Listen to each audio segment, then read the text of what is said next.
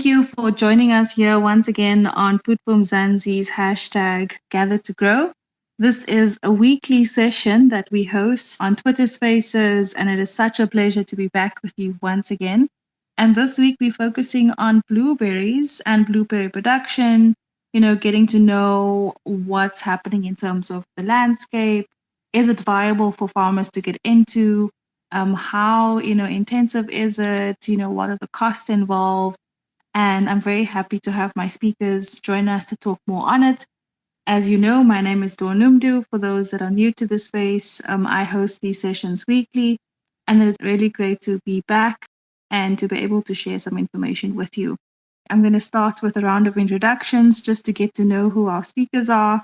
And I'm going to start with my favorite economist.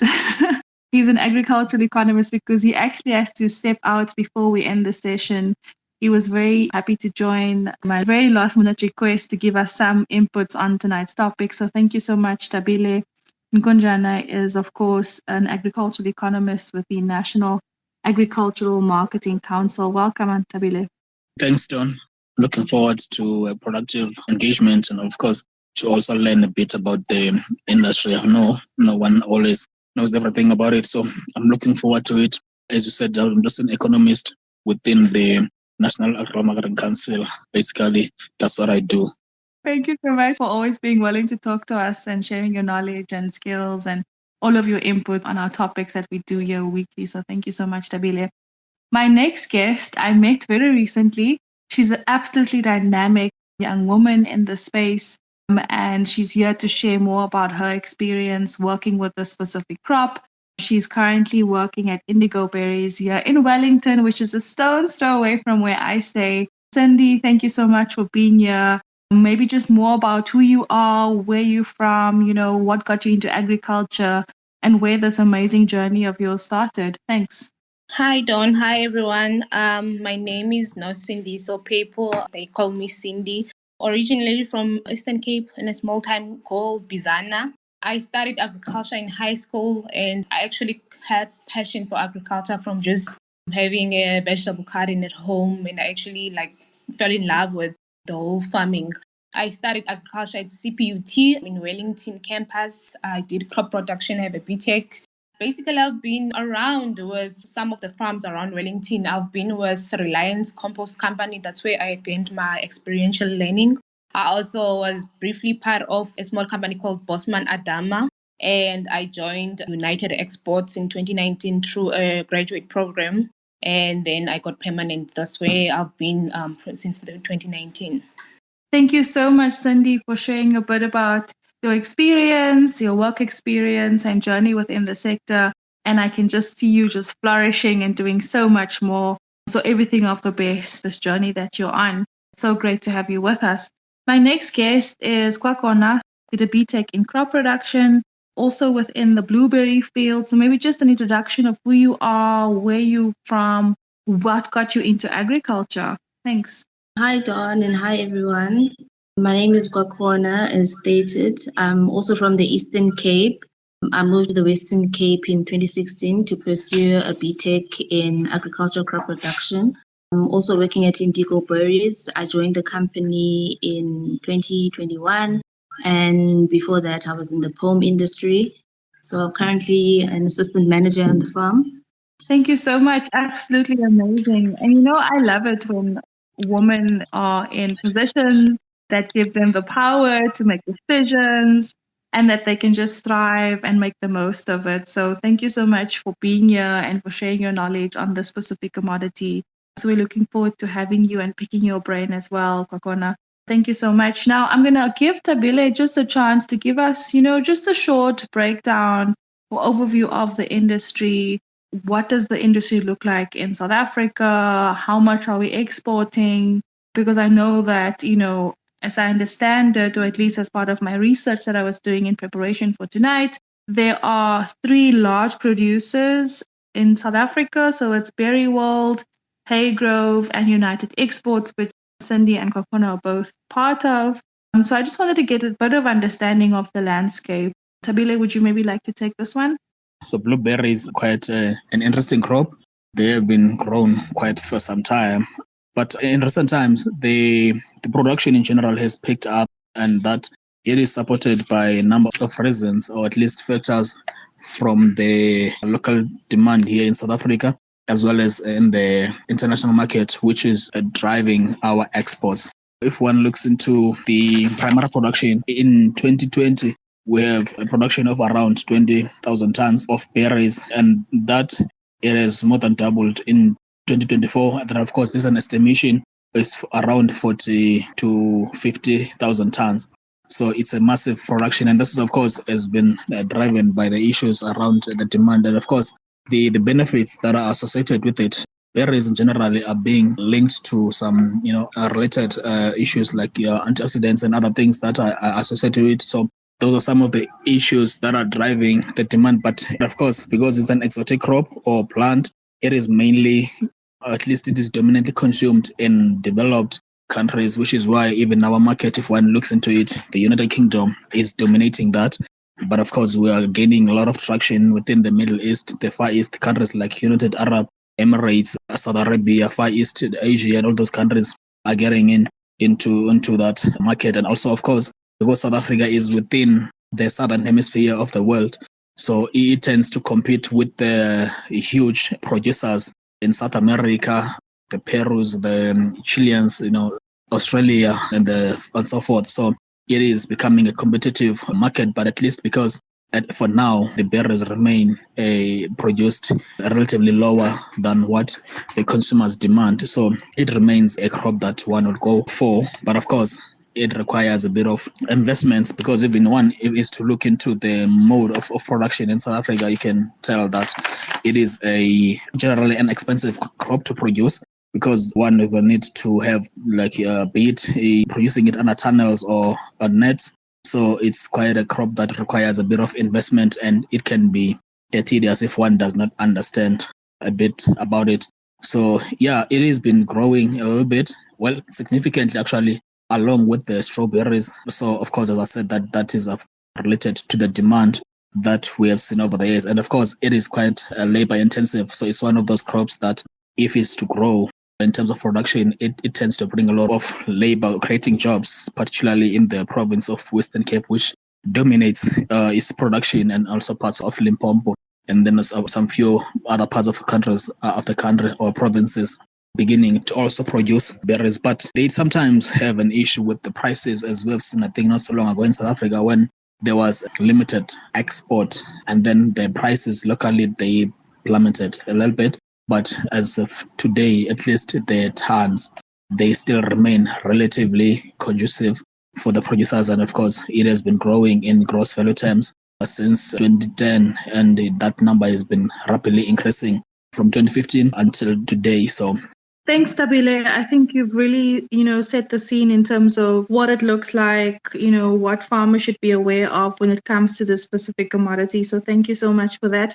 Okay, let me go to Cindy. Cindy, Tabile spoke about a lot of things, and he touched briefly on the provinces where this crop is, predominantly grown, and where at the moment in the Western Cape accounts for at least 60% of total production in South Africa, followed by Limpopo that Tabile also spoke about. Why is this? Is it because our climate is more conducive for this crop? Why are we dominating in this space? I think it's mainly because of the climate. I think up in the north, in Limpopo, most of the time they have a problem with frost, which actually causes a lot of damage. So up here, we don't have much of that issue. So I think it's mainly because of the climate. That's why up in the south here in Western Cape provinces, we actually producing more blueberries compared to the north. Thanks, Cindy.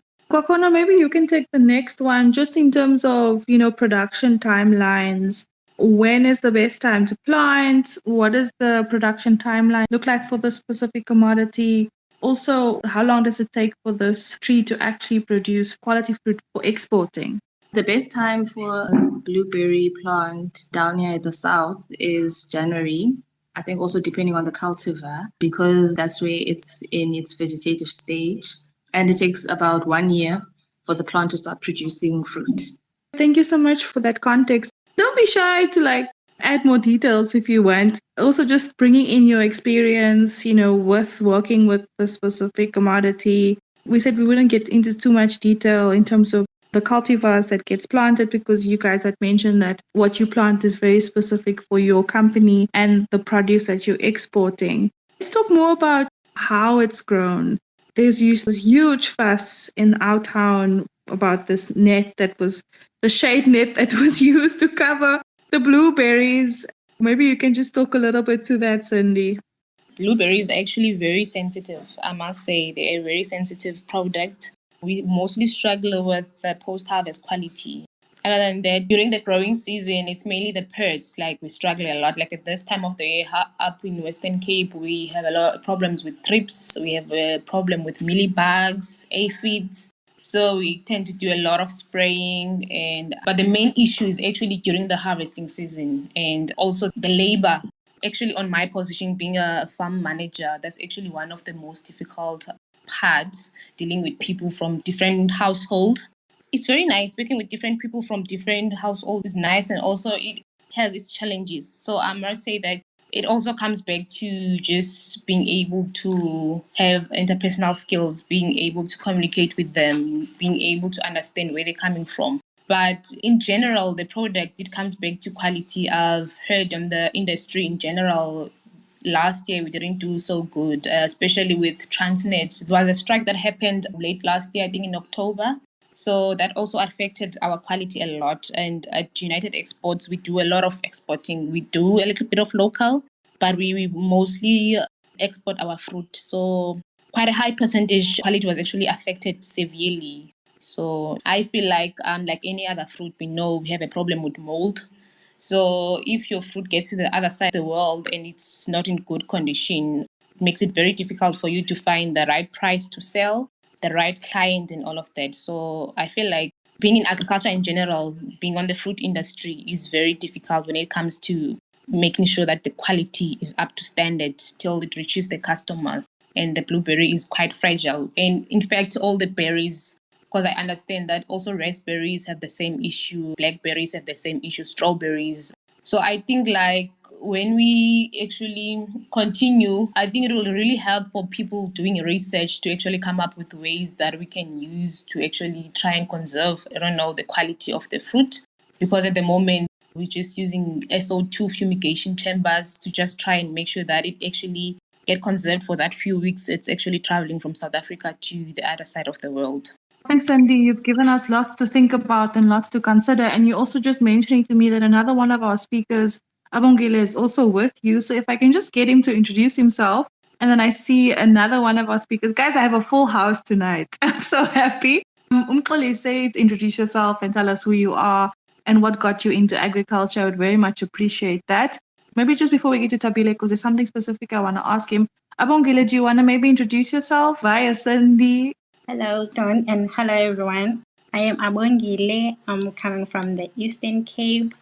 I did crop and soil science at the University of Fort Hare.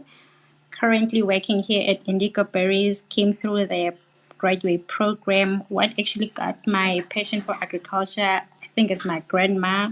I just got to love it so much. Yeah, that's it from my side. Oh, thanks, Abongile. And I'm sure she's very proud of you for stepping into the space and taking up so much space. Tabile, I just wanted to touch on some of the points that Cindy made in terms of, the sensitivity of this crop and ensuring that, like what she's saying in terms of this and other berries, ensuring that once you put that produce on its way to get to wherever it's going for the export market, how sure you should be that it actually gets there in the same state that it is when you put it there, and also just all the challenges that comes with it. How does one monitor it, and also how does it set us back in terms of our growth and the projections of our growth for the specific commodity? Yeah, just in terms of that. Thanks, Tabile. The lady that spoke around the issue of export and all that, I think he has touched on an important aspects of marketing. But I'll just say this though. First off, blueberries dominate in Western Cape. It is mainly because of the environmental requirements or climatic conditions that are associated with the production of the crop itself. So it is not by chance. It is also because of the climate-related issues, which also affect the end product, which one is going to be able to sell into local market or in exports. For an example, if I would say, like now, Chile actually just seen today, they have they received literally almost half of the blueberries that they normally sell into the market, and that was due to issues related to drought and other issues within production. So generally, blueberries, like other berries, they tend to be very sensitive, and therefore they require relatively care to be able to want to reserve them, or at least to be able to keep them at a state that is going to be able to be exported at a relatively good quantities. And also the issue that I think industry in general, they have been concerned about, particularly the berries. If one can recall, as the lady has mentioned, the issue of Transnet later last year, it is one thing that has sort of it was one industry that was very vocal about the situation, because they were at the peak of the market then, and also the product itself being very sensitive. It requires certain periods of time to be stored in certain areas, and then conditions to be kept, and then to be transported.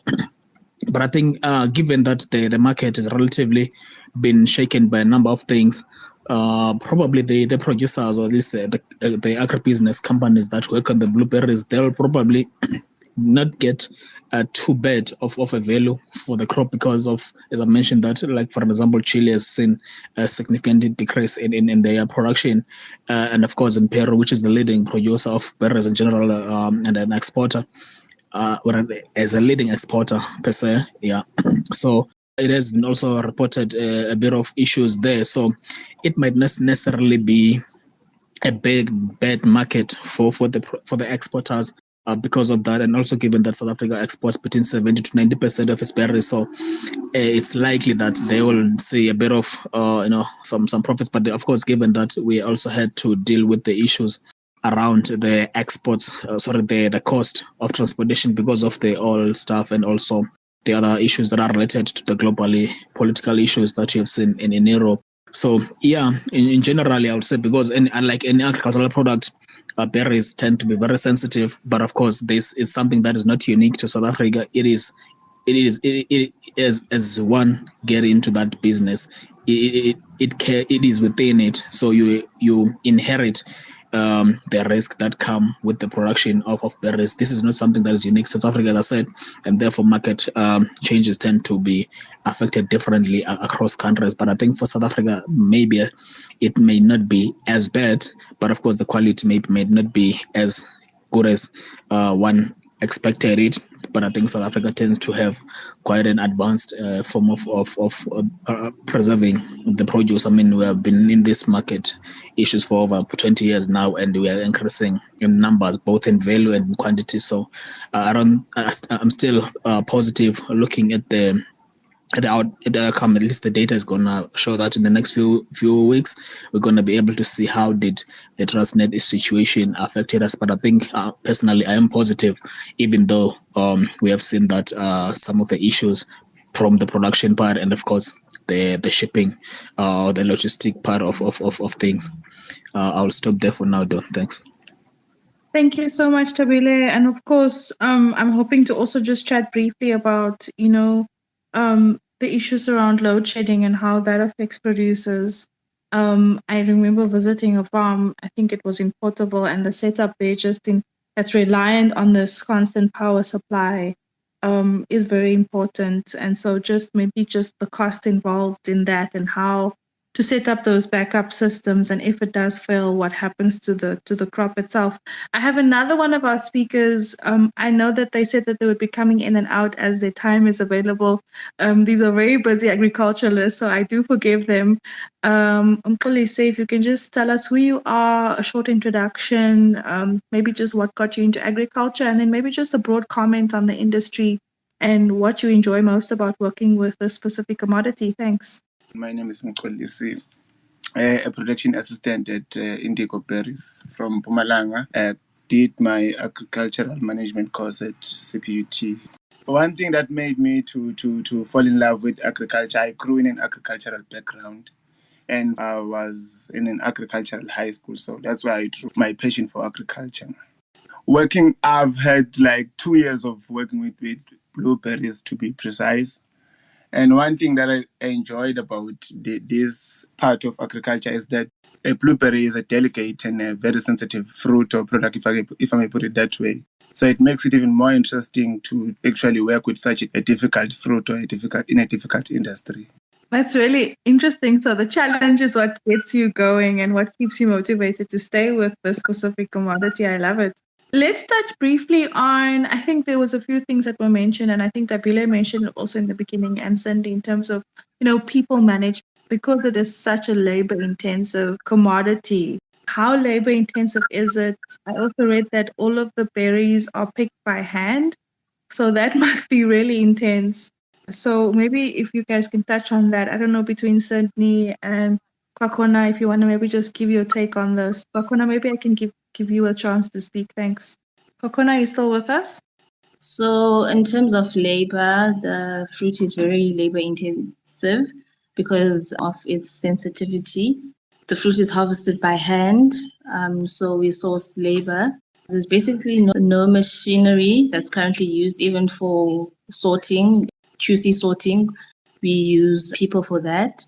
And we have to get also a large number of people on the farm. So it's quite hectic, and it gets very hectic also during the harvesting season. Because it's a very sensitive fruit, we also have to ensure that we hire like a larger number of people when it comes to quality and sorting to make sure that it is basically on point and what it's supposed to be. Thanks so much, Kwakona. I would definitely be more appreciative of the next time I eat a blueberry, because it seems that a lot goes into producing it. I wonder, Abongile, if you'd maybe like to also just add, to the business of, managing such a large group of people and how that makes, the work that you do very specific in terms of management. And Cindy, maybe you can also just recap on what you mentioned earlier. Thanks.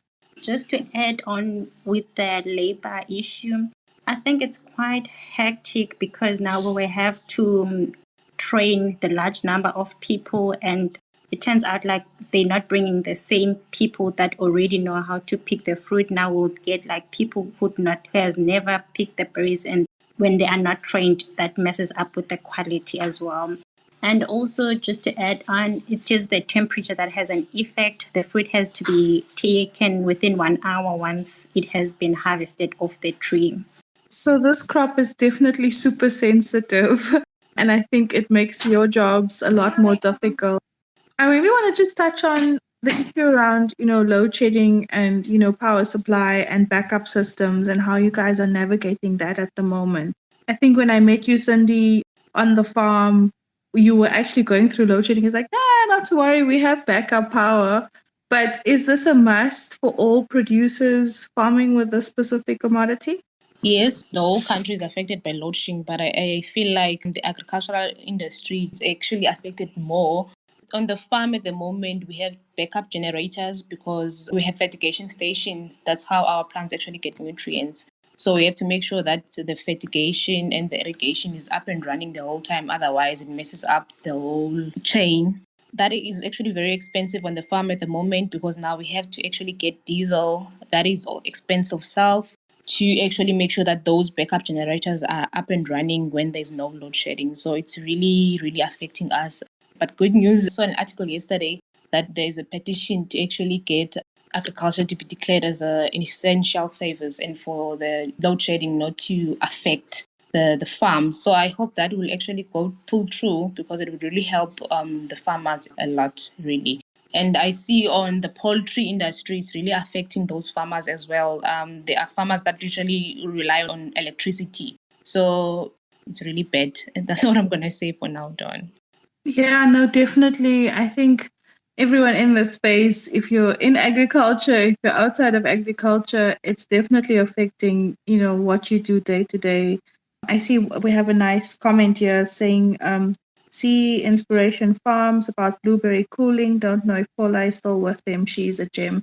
Thank you so much for that comment. I always like connecting with new people. So thank you so much for connecting me. Tabile, you have your hand raised. Do you want to say something? And then afterwards, I'm going to give Anita a chance just to also try and speak, and hopefully her sound quality is better. Thanks. But over to you, Tabile. All right. Thanks, Dawn. I also want to just comment around the issue of electricity in general in farming. Yeah, so as the lady mentioned that, yeah, there is a bit of progress in terms of as the president, actually, if one has followed the president on his speech, he did mention that there are talks around, taking the agricultural production or agribusinesses as essential as it was the case for the COVID, and therefore they may be excluded from the load shedding, which will be very useful. It actually is something that is very needed. If I may tell you, like now, if one has noticed, for an example, apples, a very common fruit that one does not normally look into its prices. I can tell you now, this year we're going to have relatively expensive apples. It's been the case since December last year, and that has to do with the irrigation that has been happening because of the load shedding last year. So if you think current situation, because we're talking about it now, it has been a situation that has affected a lot of production since last year, and some of those issues are being experienced, which is why you will see like the products in dairy, for example, that's one industry that is heavily reliant on electricity supply. And of course, you will think about vegetables that are produced at a larger scale in South Africa. They mostly rely on irrigation. And of course, one might have backup generator and all that, but there are some huge equipments that are used that normally are not supported by the electricity that you will generate using solar panels and all those things.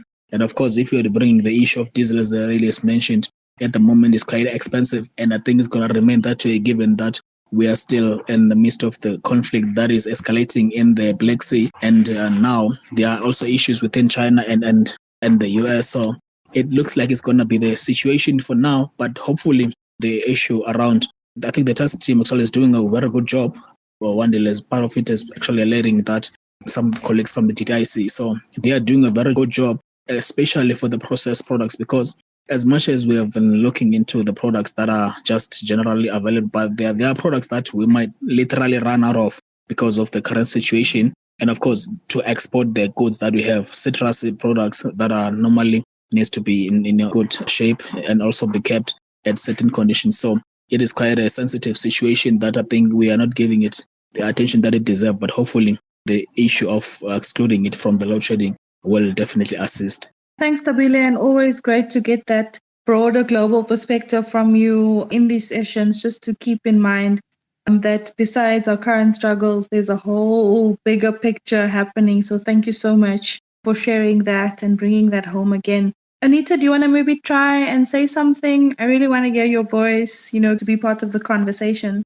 My name is Anita. I am also in Waverton here in Western Cape.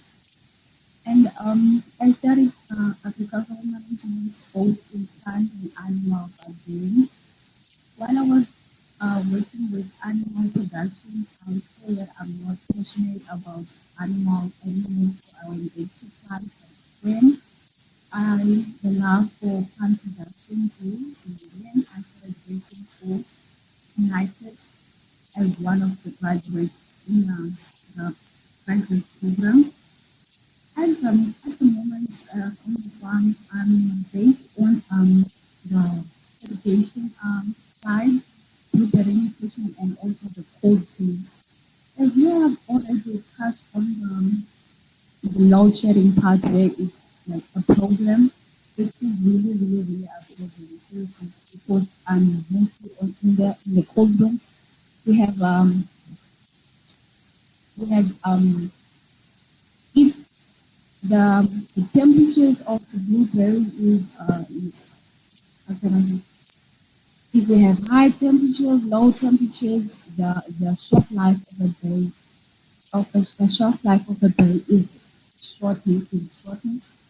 So it's been a struggle with that because the quality starts from the orchard, and then we have to keep the good quality that we receive from the orchard, and that good quality, we have to keep those. Okay, no, I think we got parts of what you were saying, and I think she was just echoing specifically what both Tabile and Cindy was saying around the sensitivity of the crop and ensuring that it is kept at the right temperature, or else it will, affect the quality of the produce.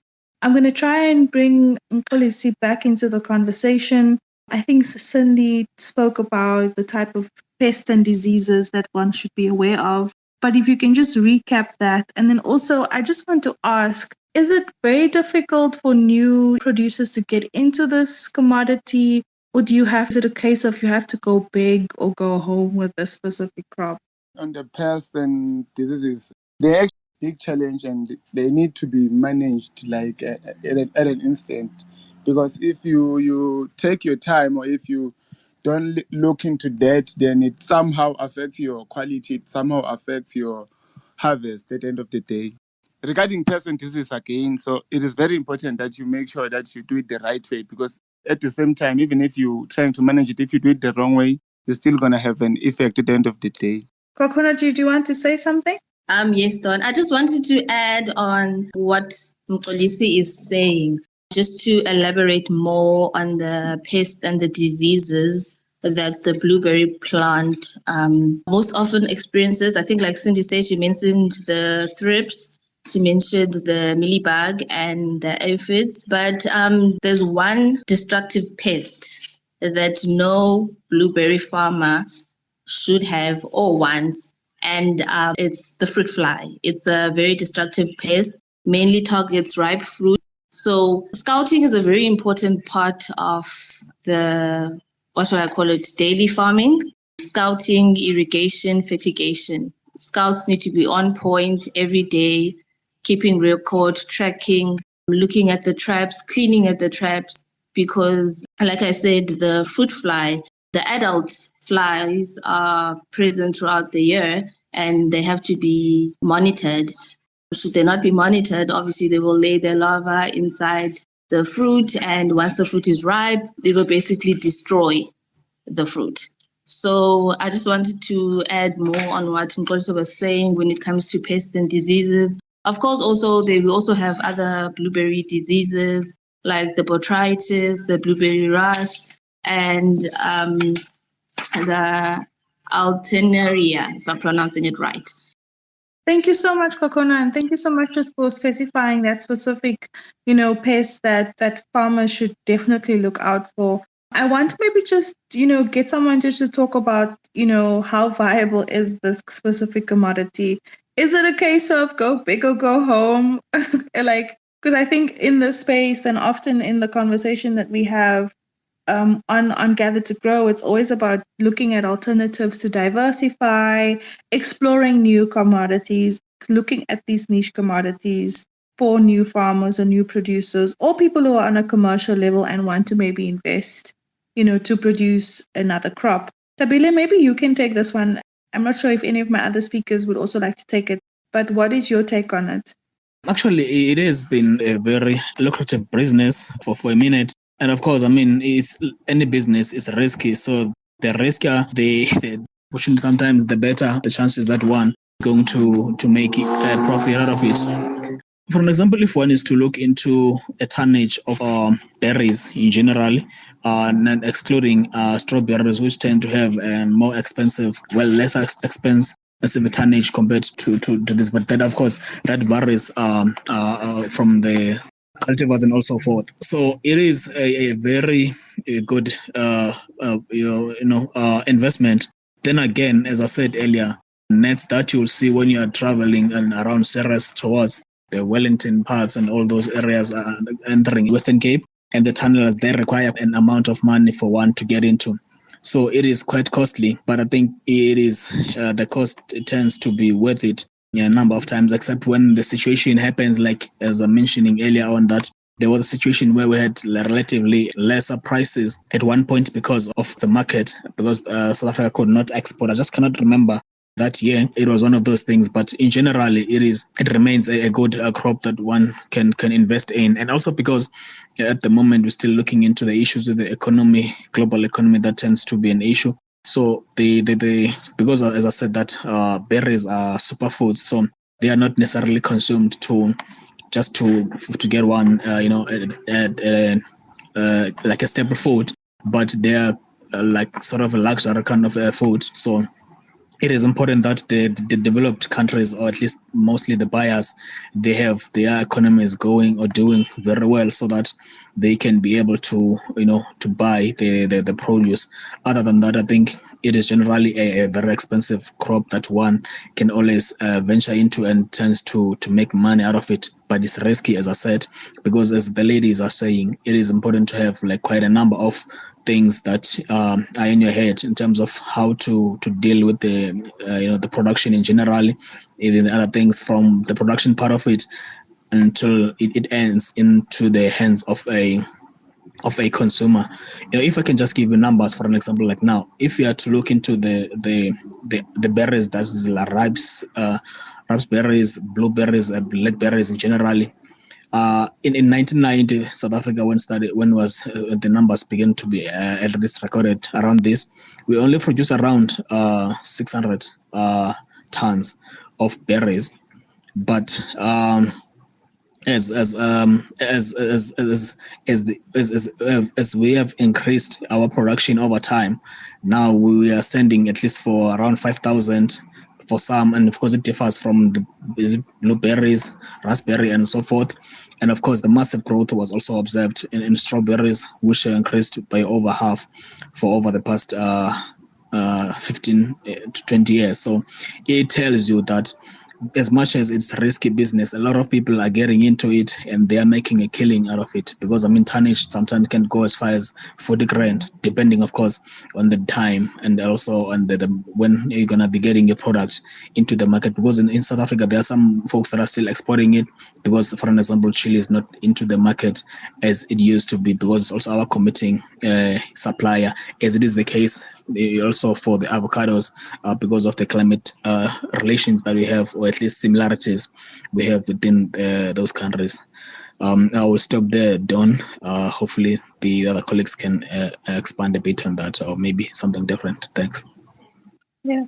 Thank you so much, Tabile, and thank you so much for offering so much of your time. I know that you said that you were only going to stay for the introductory part and then step out, but I really do appreciate you staying on and also just contributing to the session. So thank you so much. I was going to, try and touch on the agro-processing, of the specific commodity and that part of it, because I read about a very interesting and exciting initiative that the Komati Group or Komati Fruit, for example, has with the Waitrose Foundation, and they're actually supporting women, working on this farm and in this farming community to process the berries and actually make blueberry powder and other high value, byproducts from jam, this powder, the dried, blueberries and other vegetables and fruit. And that sounded so exciting. So I'd hope to also just touch on this as the conversation goes, and if we take it on again as a future topic, maybe a part 2. Thank you so much again to everyone who contributed. And I think with that, I'm going to give a last round of everyone just to comment and maybe just also talk about, their aspirations for the future and where they see themselves going from here, because I think we have so many nice, lovely, young, dynamic agriculturalists in the space. I'm going to start with Mkholi, see if you want to take the floor and just talk a bit about your future plans, maybe just final comments on tonight's topic and what your future looks like in the sector. Thanks. I'm still new in this industry, and one thing that I'm sure of is that I want to stay in the blueberry farming industry for so long. And it looks so interesting, it looks so difficult, but I'm sure I'm going to overcome all these challenges that comes with it, and I'm going to grow mainly in the production side of it. Sounds absolutely amazing, and I can't wait to watch this space and keep following you and keep following your magic and growth in the sector. Kwakona, if you could maybe take the next one. Yes, Dawn. So I'm also new in the industry. I think maybe you can also tell from our responses, because we are still learning. It is also not so old industry. And there's not a lot of people our age who are in the industry as well. So we also feel very lucky to be in the blueberry industry. And also I see myself in the research side, preferably in the blueberry industry as well. I feel like there's a lot of research that needs to be done here. And basically that's all. Love it. And you see, that just speaks to how dynamic the sector is, because Police is focusing on production. You want to focus on research. So it's exciting. And I totally am going to watch the space and follow you and just see you growing all around. Next, I have Cindy and Abungile. Abongile here. About the industry, I think it is like really quite a growing industry. I see myself in the industry as a technical advisor or crop nutrition specialist. I totally love that for you. And Cindy? Hey Don, well, being a young black manager, in this industry, I have a lot of aspirations. But at the moment, like I said earlier, I want to focus more on the quality side of the product. It is actually very sad to see farmers giving their all throughout the year, and at the end of the day, they don't get much profit because the quality is not so good. So I actually wanna invest in that, making sure that the quality actually gets to the customer how it was on the farm. So yeah, that's all.